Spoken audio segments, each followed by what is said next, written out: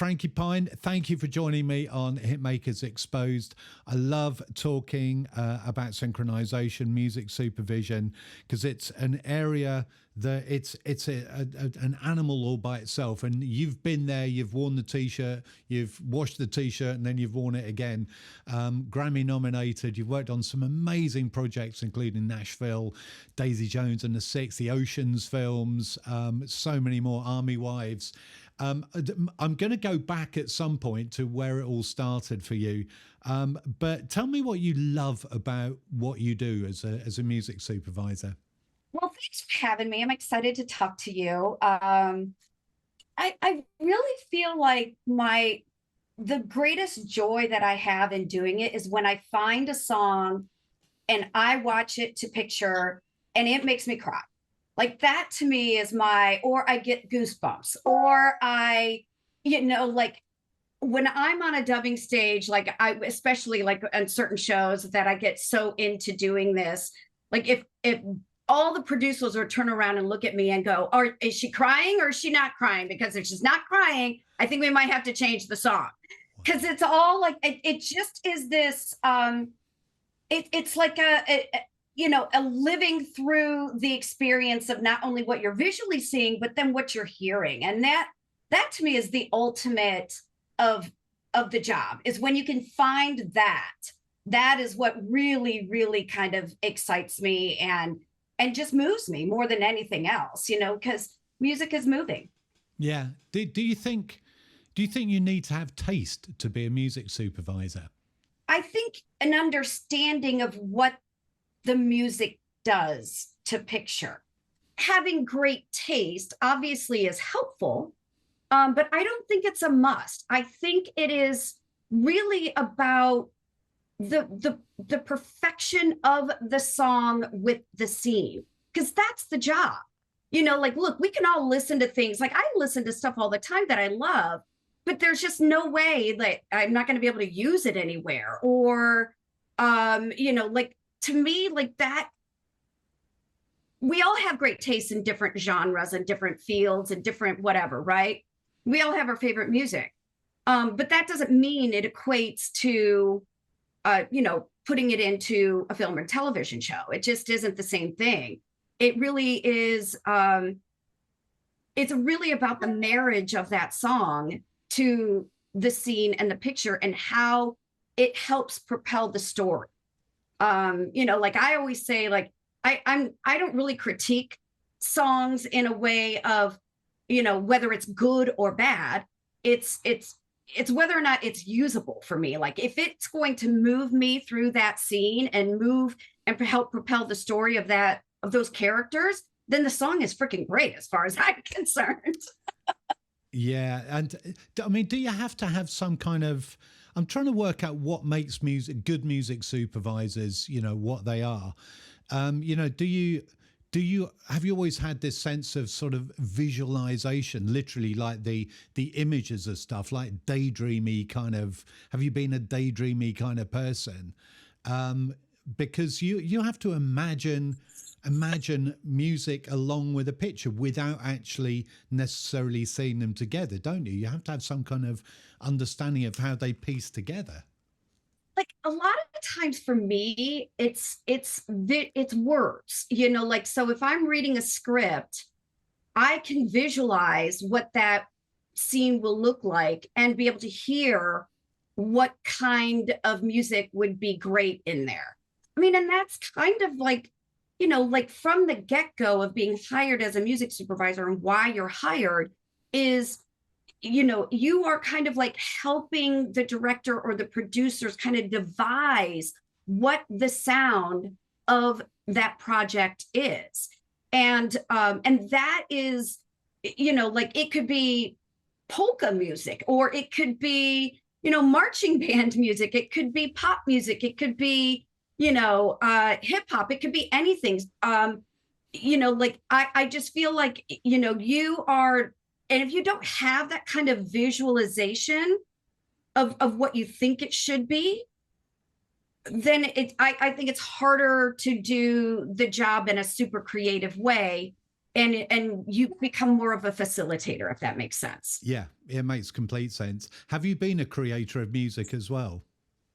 I think every project is different, like sometimes directors or producers know exactly what they want and they can't be convinced of anything else, but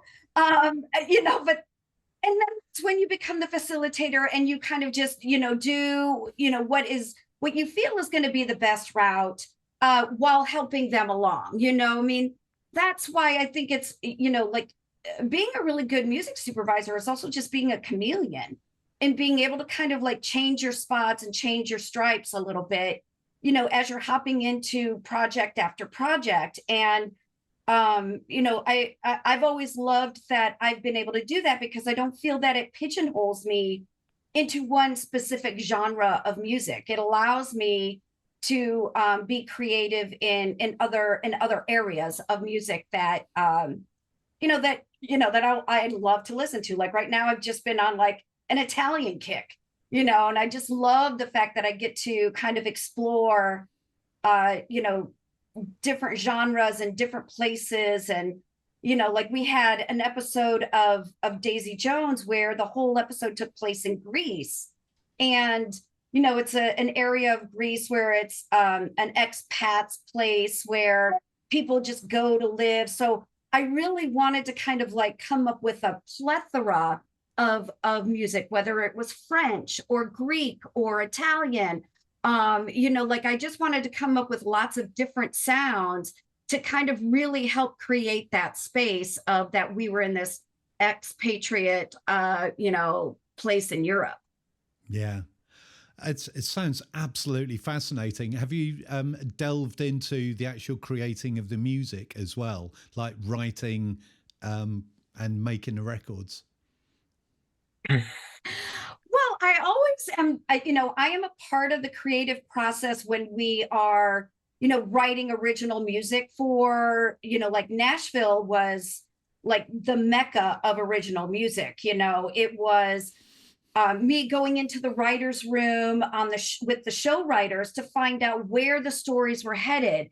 And then I would kind of create these songwriter camps where I would help, tell the story to the songwriters. And then they would kind of go off and write something, for specific characters. I always told everybody, I want you to write to what story you're compelled to, rather than you have to write this about this character. And those were always so much fun and so creative, but like, I've also written a song. Like I wrote a song in Magic Mike, and to me it's like the dumbest song on the planet, but it's pretty awesome and fun. Do you know what? I love the fact that you said that it's fun. We have a lot of people come through the academy that are in singer-songwriter land, and a lot of people new to songwriting, full stop, they will write songs when they feel really miserable because they don't want to do anything else. They just want to tell the world how miserable they feel. And yet when they're having a great time, they don't even think about writing a song about it because they're having such a great time. And I always love to impart to them, it's like you can write something really dumb, fun, stupid, that makes people smile and have a great time. It doesn't have to be deep and dark and intense, does it? It's like it's the world is wide open, right? Any kind of emotion, and whatever that emotion is, based on whose ever ears they hit, becomes a different thing to each individual. And like it's fun to kind of like go into a scenario where these songwriter camps, I would hold them here at my house, and I would just kind of go from group to group and just like hear where they are. And they'd be like, hey, we got a chorus. We're going to play it for you. What do you think? I'm like, oh my God, I really love where this is headed.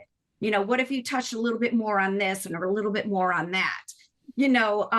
So like, to me, I love being involved in that creative process. And just like, we are the music supervisors are the people that have, kind of a clear understanding of, who our characters are, along obviously with the writer of the show, a clear understanding of who our characters are, where they're headed, and I think a lot of that, also just even helps the actors, like Daisy Jones, case in point. Like I made playlists for the actors, kind of saying, here's where I think, your character's from. Like, the boys in the band were all from Pittsburgh. So I created this kind of local Pittsburgh area band from that time period. I made playlists for them to listen to so that they could kind of grasp what Pittsburgh was like,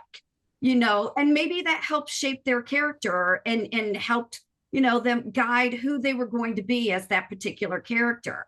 I mean, I think, as a music supervisor, anything that's related to music is your job, whether or not like where you put your hands on a keyboard or where you put your hands on a mixing board is a part. If you don't know it, you need to find out, Yeah, completely. It's way more than just picking songs, isn't it? I love the fact that you are helping shape the characters that way. It's more than just picking songs. I would be really bummed out if that was the job, like we all have those jobs, throughout our careers where we are just picking stuff that goes, in the background of a bar or, over a montage or something like that. But there really is just something super special about really diving into the story and really diving into the characters and finding music that is really kind of representative of who they are. Yeah. How do you, when you hold these camps, how do you go about selecting the right writers for the shows that you're working on? You know what? It's really just a knowledge of who certain writers are, songwriters. Like I over the years, I've become really good friends with plenty of publishers who've introduced me to their songwriters. I've had people just come to my house and play me songs. So it's just been years of getting to know people. And, like I've got like a group of people that I can just call and go, hey, can you write me a song that's got something like this going on, And it's just kind of nice. Like, I don't know, for me, like in my deepest, darkest depth of my soul, I wish I could have been a songwriter, like that to me would have been like the perfect job for me.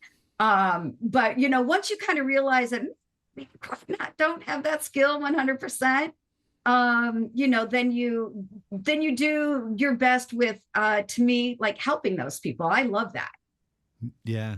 And you've definitely got the energy of a performer. You got such a brilliant energy around you. And you did start off as a singer, I read somewhere. I did. In fact, you can hear my wonderful background vocals on Ladies of Tampa in Magic Mike. Brilliant. When you do like little indie things and you can't really pay somebody to do some stuff for you, you pick up on your own talents and go, okay, I'll sing it. So where did it all start for you then, when you were a little girl? And forgive me, I ask everybody this question because I'm fascinated by it.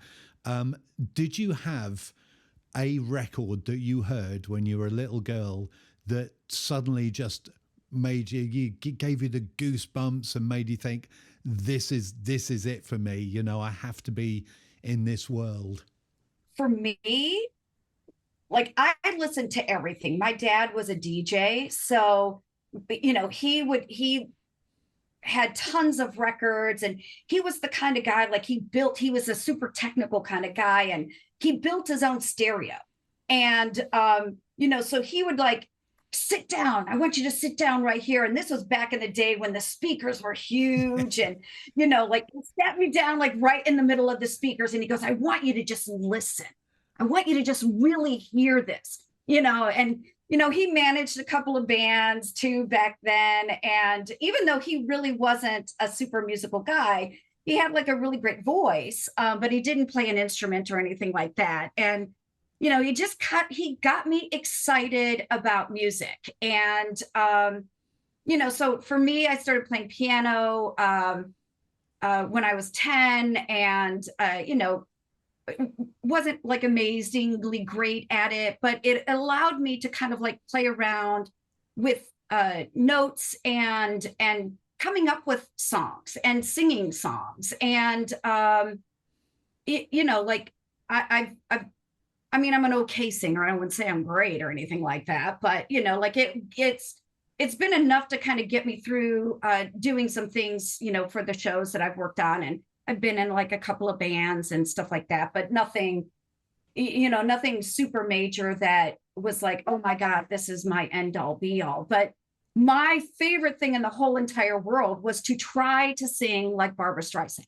Oh. Because to me, Barbra Streisand has the most amazing, impeccable voice I think I've ever heard. Her and Karen Carpenter.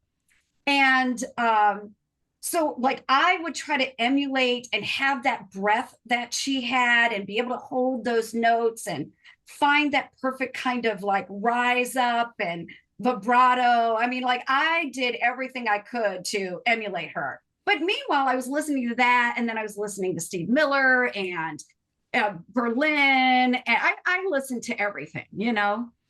There's an amazing scene at the end of the Streisand version of A Star Is Born, when she sings, and you'll probably know this, With One More Look at You, and it's the most unbelievable performance, because you know, I'm the same as you. You know, she has that impeccable voice. It's absolutely flawless until she sang With One More Look at You, where she threw a note and she let it break and miss the note. And it makes you stream crying. You know, it's the most emotional moment because she just like loses it. And that stuff, I'm getting goosebumps just thinking about it now.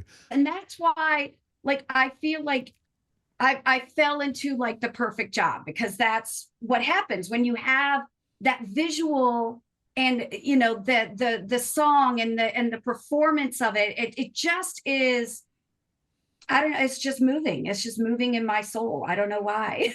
Yeah, it's amazing, isn't it? What was the transition for you to going from, you know, being bands, etc., and then moving into, you know, the music supervision vibe? You know, what was the journey for you? You know, it was a really a long journey. Like you know, when I graduated college, I really didn't know what I was going to do with my degree. I was living in Florida at the time. I was a go-go dancer. I was like performing at clubs over spring break, and, you know, just dancing in different parts of spring break clubs. And, you know, I worked for the Mickey Mouse Club television show. I was the receptionist for the Mickey Mouse Club television show. And I, you know, just upon like thinking, I was like, you know what, I'm going to move to New York City and I'm going to work for a record company. And that's what happened. I moved to New York City. I, you know, got a job. I happened to know licensing of music because I also worked for an aerobic music company. So I learned how to license music back then, and licensing is kind of what got me working at Polygram Records in New York. And, you know, one of my clients had called me and just said, hey, do you want to move to California? And I went, sure. What would I be doing? She goes, whatever you want. And I was like, sounds like a damn good job to me. I'll take it. and it really, and it just happened to be working in the music department at Polygram Films. And that's really where I learned how to do what I felt was just automatically in me in the first place. You know, it's where I feel like I fell into my niche, if that makes sense. Yeah, completely. You know, I know there's be a ton of people listening to this that that have got job envy right now listening to you. What do you do when you first start in this business? You know, obviously you don't get suddenly thrown into, well, here's Nashville TV show and Daisy Jones, you know. How do you start out in the business? How did you start, and how did you sort of climb up through the ranks? I mean, like I said, like I think for me, it was easy because I had already had like the record label experience and I knew licensing. And that was like on a whim. Like when I moved to New York City, I got into like a temp service. I worked for a PR firm for a little bit. I was a temp for Michael Rosenblatt, who was an A&R guy at MCA Records.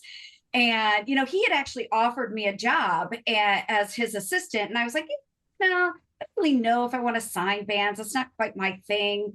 And, I literally just kind of like sent a cold resume to Polygram and I just got hired.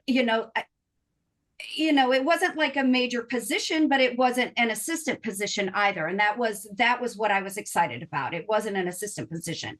But I would say to anybody who has job envy, anything that is music related is going to help you in this business.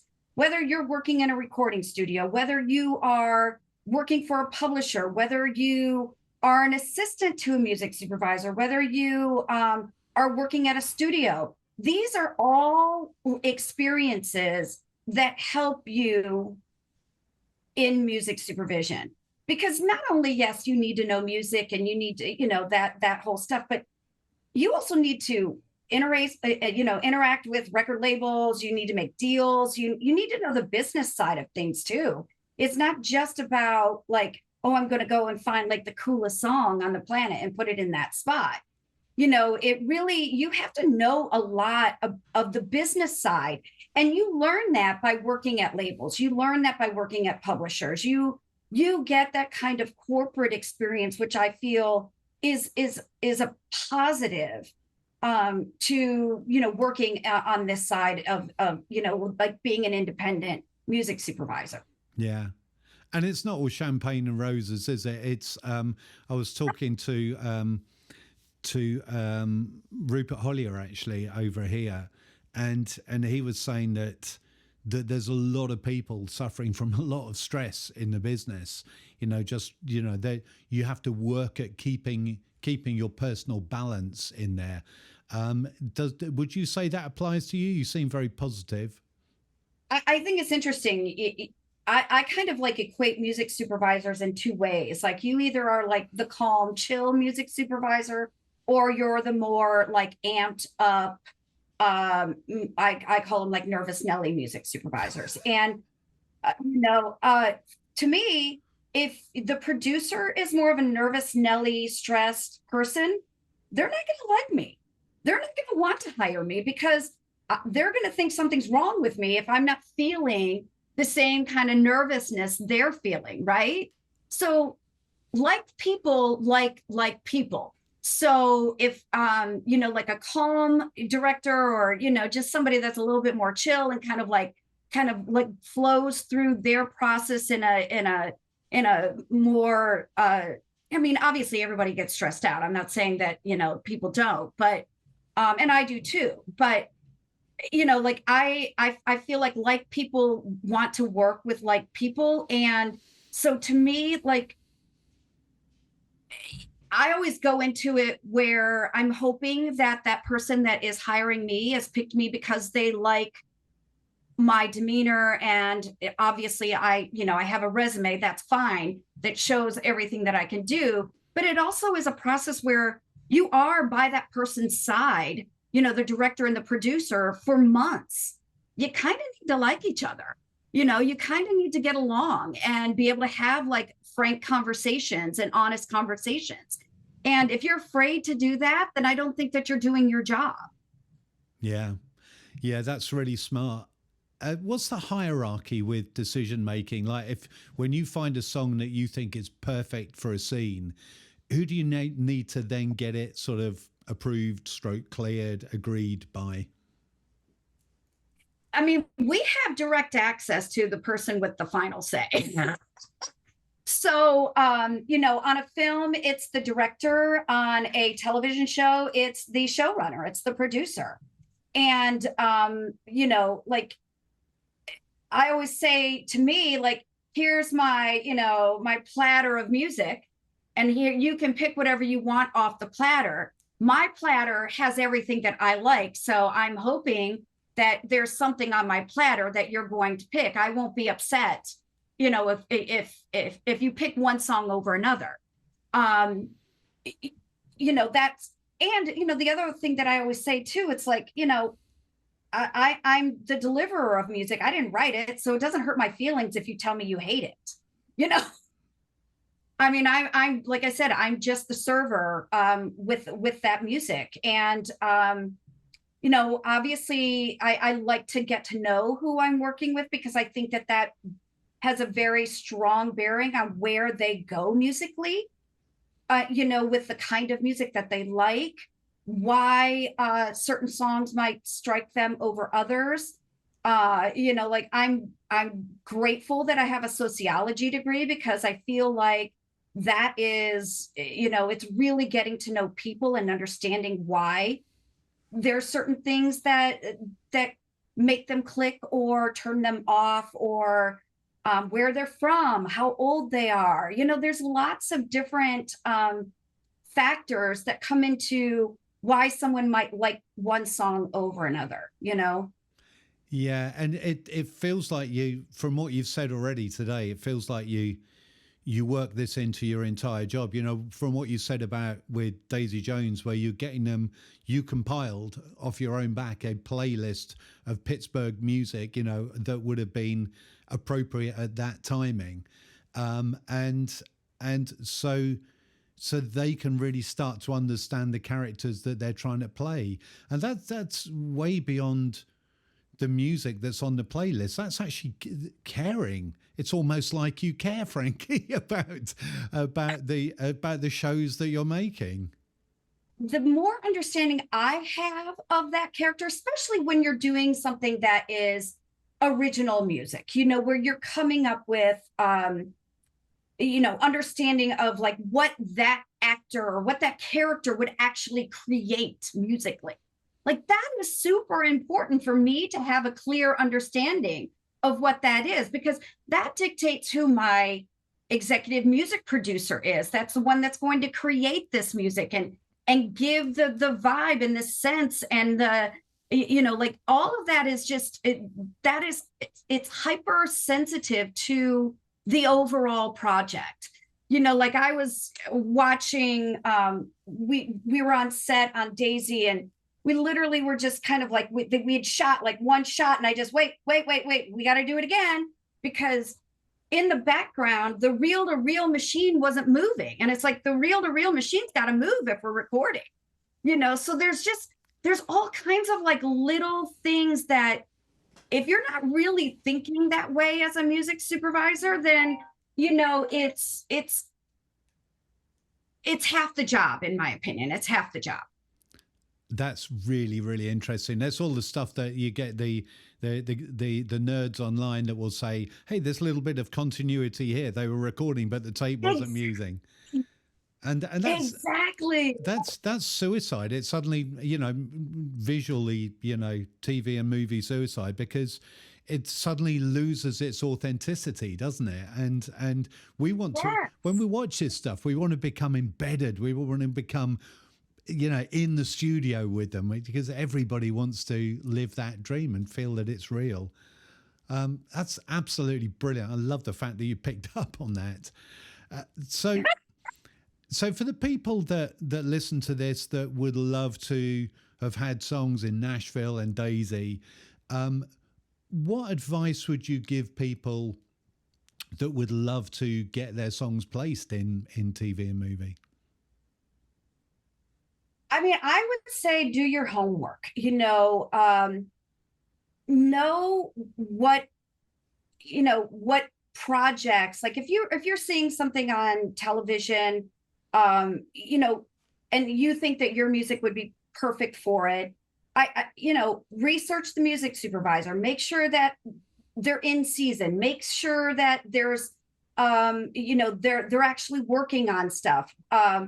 Get to know that music supervisor. I would say don't go overboard with sending songs. Send, like what is absolutely your best foot forward in that arena. Make sure you have all your information on the metadata. That's super important. There's things that I can like look up in my disco and go, well, this is a great song, but I don't know where to find it now, and I don't know who to go to get it. So just make sure you have everything, your I's dotted, T's crossed, all that stuff, just so that if it's something that we aren't going to use, say like right now, I could use it 2 years from now. But if I can't find you, I can't use it, because I'm certainly not going to remember where I got it. Yeah. I mean, I still have, so on Nashville, I had like a Dropbox that I used, because this is pre-disco at the time. I had a Dropbox that every playlist that any publisher had sent me, I still have that Dropbox. Because I want to be able to, like, if there's something I'm looking for, and sometimes you just go, God, man, I remember this one song. What character did I think it was going to be good for? And then I'll go back to that character's playlist. I still have all of those playlists. And I always tell anybody that I'm working with, that whether it's a producer or a director, my playlists live forever. I never delete my playlist. So if that director or that producer ever wanted to go back to that playlist, it will forever be there for them. Yeah. So, I think it's really important to just make sure you have as much information up front before you start to, start befriending people. Let's talk about this, the networking side of it, because one thing that I've certainly noticed since social media has been so prevalent in our lives, that people seem to ignore some simple rules of etiquette in terms of, I don't know if you get this as well, but people just reaching out and saying, hello, will you follow me, like me, share this, and listen to this and give me feedback on it, when you don't even know who the hell they are. Do you have your do's and don'ts of people reaching out to you, Frankie? I don't really have any do's and don'ts, but here's what I would say. Don't send me a song that's not relevant to what I'm doing. Because I'm going to forget, first and foremost. And as I had said earlier, I'm not in the business of saying something's good or something's bad. I'm in the business of what works for my show and or my film, and that's my business. So I can sit there and say, hey, this is a really great song, but I've got no use for it, if that makes you feel better. So like I said, do the research, find out if your music is straight up pop music, say like Olivia Rodrigo or whatever. Find the music supervisors that use that kind of music all the time. Find out those shows, find out those, call the music supervisor on The Summer I Turned Pretty. There's certain, if you watch a show, what kind of music it uses. And it's a pretty simple process of elimination of what you do versus what that supervisor doesn't do. Yeah. Great advice. Really, really good advice. So we talk about the highs you can't buy in the Songwriting Academy, and I've had these moments in my career where I've thought, wow, I never saw this coming. Now you've been nominated for a Grammy, you've had a song in Magic Mike, and you've sung on it. Have you got any moments that particularly stand out where you just go, wow, I never saw that absolute buzz, the high, the rush of that coming when I first went into this job? I am from a blue collar family. I feel like what I do, yes, it is a career, but it's also work. So in my opinion, none of it really defines who I am as a person. Um, but like, look, it's freaking great to get like recognized, for a Grammy, and know that the work that you do is getting some recognition. But like for me, like obviously the highlights for me are things like Daisy Jones, just because it was, as a music supervisor, the most encompassing job I've ever had. And where I was just required to be there on set, even if music wasn't even happening, if it was just in the studio, just to make sure that would this happen or would this not happen. Reading the scripts and going, this shot right here is going to be really difficult to get without using earwigs. Do we want to use earwigs? Can we rephrase it a different way? Can we take them off stage and have them have this conversation and have the band keep playing? All just kind of like camera purposes. And, this is all stuff that as a music supervisor, you need to know. And I really felt like I was able to kind of like tap into freaking all of everything I've ever done musically in that show. Whether it was me recording something in a recording studio or just watching somebody else record in a recording studio, that was all just like, like being able to go there and be a part of that process. I'm bringing something to the table, Yeah, absolutely. It sort of feels like you could almost go the next step and start making your own movies by the sound of it. Have you ever been tempted to actually go into that side of it further? I think if it was the right thing, if it was the right story, I would certainly not say no. But it really isn't like I love what I do, and I feel like I've reached kind of like the pinnacle of what I have done in my 25-year career.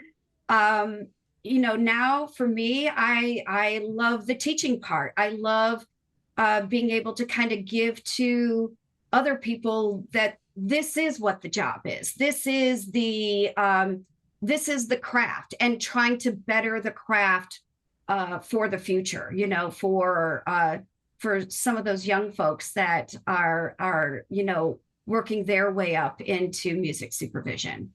How do you think we can do it better? How do you think we can better the craft? What kind of elements are involved in that? I really feel like it's education more than anything else. I think that the writers, the directors, the producers,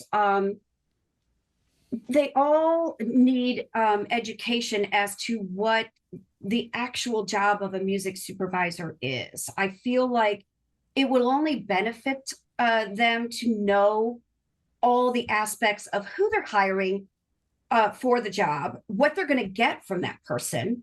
And, like, I really feel it's through education. And the more that we can educate the people within our industry of what we do, the better off as a craft we're going to be down the line. Yeah. And just teaching within our own, teaching within, like, having, if you're a music supervisor and you don't have a lot of like on camera experience, then, shadow a music supervisor that does, and hang out with them for a little bit, come to set with them, and just so that you can see the process and understand the process. And I feel like that stuff is really important to kind of like keep educating, the people that are coming up, and, hopefully, down the line, it won't be only Emmys that we can get nominated for. Maybe it's Oscars we can get nominated for, because right now we can't. There's no category for us for the Oscars. Right. And we just got the Emmy one. And that's only 6 years old. So, I just feel like it's we just need to keep educating our community and just the film industry in general. Yeah. You've got kids as well. Would you encourage them to go into the same business that you're in? Absolutely not. Yeah, I always had with my kids. It was like, if you want to do it, then I'll try and keep you safe and keep you on track. But I was never the pushy dad with the music business. That's how I am. Take your smart path. It's look, it's a rough business. It's a personality business, and it's if you don't have like a strong backbone to be like, oh no, we don't want to hire you, that if every time you heard that you go, oh my god, you suck, I mean, then it's going to be really hard for you. It's going to be really hard. Yeah, you've got to have a thick skin in this business. I wear every rejection like a badge of honor, because it only means you're closer to the next thing. But it just shows you're on the right path as far as I'm concerned. You probably don't get that many rejections now. How does it work, actually? Hold on a minute. How does it work when there's a new series coming out? Do you apply and sort of say, hey, I just heard you're making a show, or do you sit there and wait for the phone call? Something I'm really interested in, I will go after it.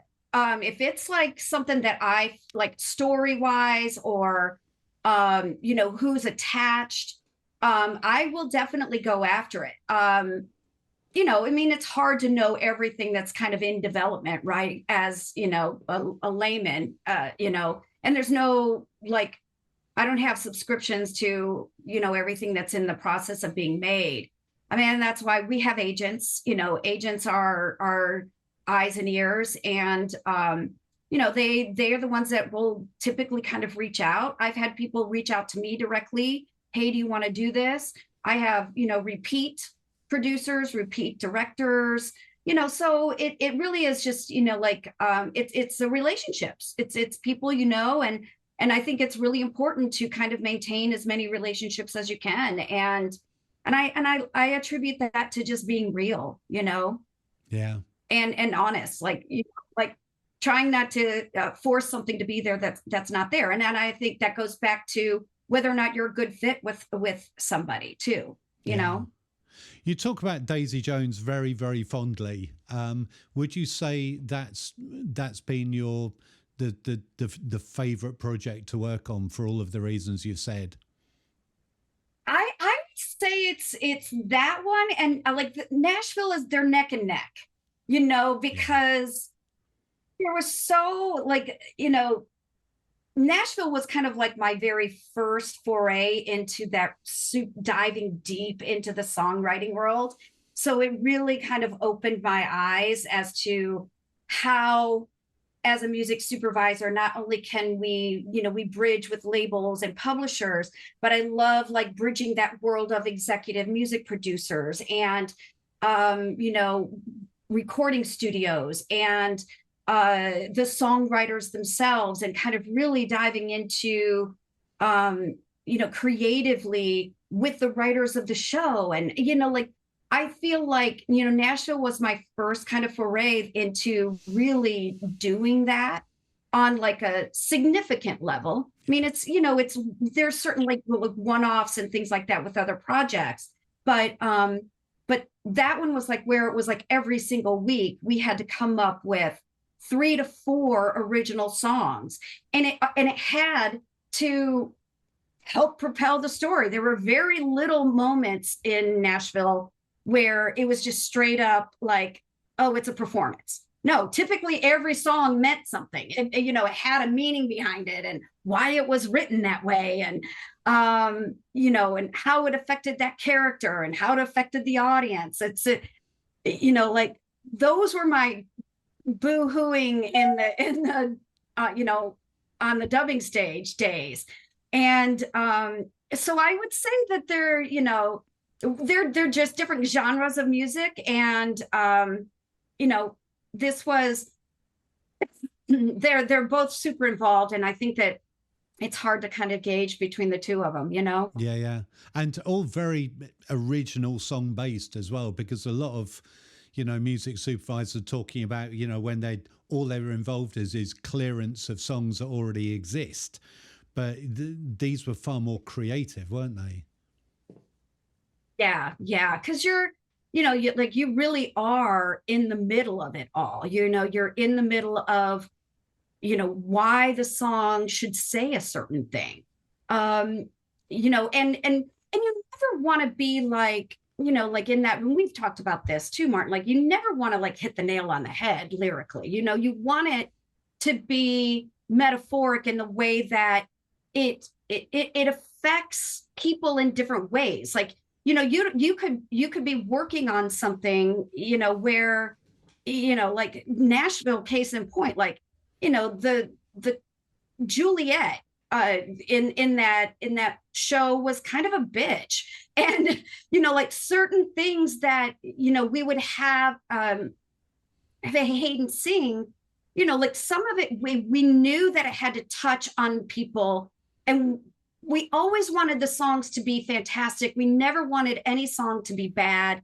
And we wanted every song to kind of find like a deeper part of that character that you could fall in love with, even though she was a bitch in the show, it's like, but that was her character in the show. So we always tried to find things that were these underlying aspects. And I feel that we did the same thing in Daisy Jones. Like, if you really listen to the lyrics and where they're placed and why that character is singing that song, there is a deeper emotional connection to that song based on that character. Yeah. Not just because, the song was a great song or whatever, it's, it always, it needs to have like a double entendre. It needs to be a great song, and it needs to, kind of like work for that character as well. Yeah, yeah. Speaking of the songwriting side, then you've talked about not hitting the nail too much on the head for the scene. Do you have any other advice for songwriters, wanting to get their songs placed? I got a bit of advice from Buddy Miller one time where he said, if you can write a song without pigeonholing a time period, like where you're writing in certain words, like words like pager or cell phone or, things that just kind of tell us where we are in a time period, you will have better luck with that song living longer than the song that does have the word cell phone in it, and so I would say that's probably like the best advice, in us just listening to songs, like why we chose certain songs over other songs in Nashville is, like it needed to stand the test of time. And I would say that when you're writing it, think of other ways that people might interpret it. And I feel like that's like, I'm going to interpret it the way that I feel like I need to interpret it, in the sense of why it works for my show. But I love the fact that it could come across to somebody else as something different. Like there were so many comments and things like that we would read on Twitter or X, whatever it is now, and where people were, commenting on certain songs and how those songs like affected them differently than how it affected me. And I love being able to kind of like cross over and have that song do more than what I intended it to do. And I think that's like a huge win to me. Yeah. Brilliant advice. I think recently we were talking about Cole Porter, weren't we? And anything goes that got used in 2011 on Glee. The global phenomenon of Glee. And 70 or 80 years after he wrote the darn thing, talking about standing the test of time. He wasn't talking about phonographs. He did mention radios in it, but But you know, Exactly. he wrote timeless songs, and you know that's how you create a catalog, isn't it? I think that goes for songwriting, full stop. Personally, that's my take on it. I do too.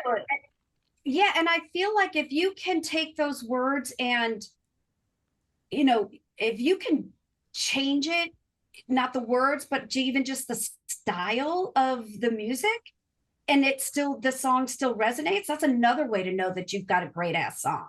Yeah. You know, like it's like if it can live in a world of a pop world, and then you do an acoustic version, and it I just think that those to me like are you know, songs that just really live longer in my, at least in my world, you know. Yeah, you and me both. Somewhere over the rainbow, you know, how many different versions have been done of that, and styles. There's even been a punk version, I think, and I can imagine it working as a punk song as well. I think it'd be brilliant because it's a bloody good tune. It's an amazing message, and fantastic structure. You know, so you know, let's more of those, please. What would you like to be remembered for? For being a great fun mom. I love that. I absolutely love that, and I bet you are as well.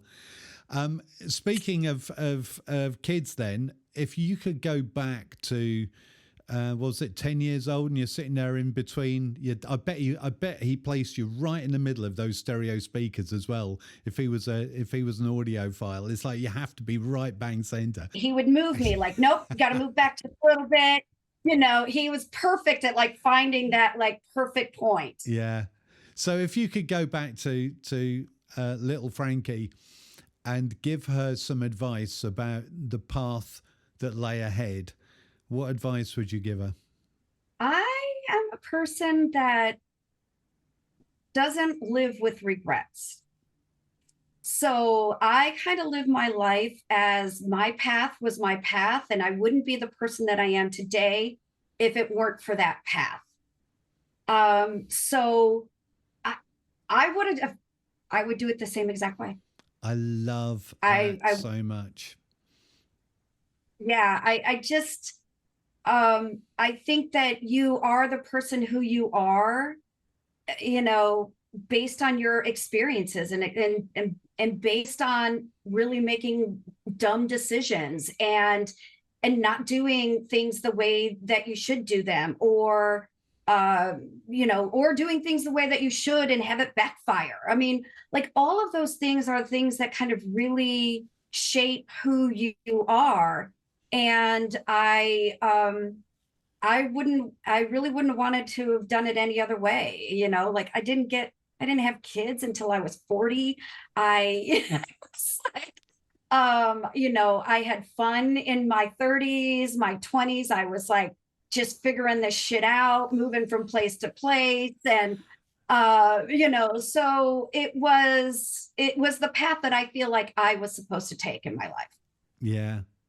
I love that so much. It's, you know, it hints of Buddhist kind of practices of just saying, you know, it is what it is. Let's see, let's try this and let's see what happens. And the no regret thing is so powerful. And I think passing that on to your kids will be the most amazing legacy you could possibly leave. I hope so. We do talk about it a lot. Good. I think that's amazing. What a brilliant way to wrap up this as well. I'm so thankful for the time that you've spent on this, Frankie. I really appreciate it. Been really eye-opening to get to know you. It's been fun, Martin. I love it.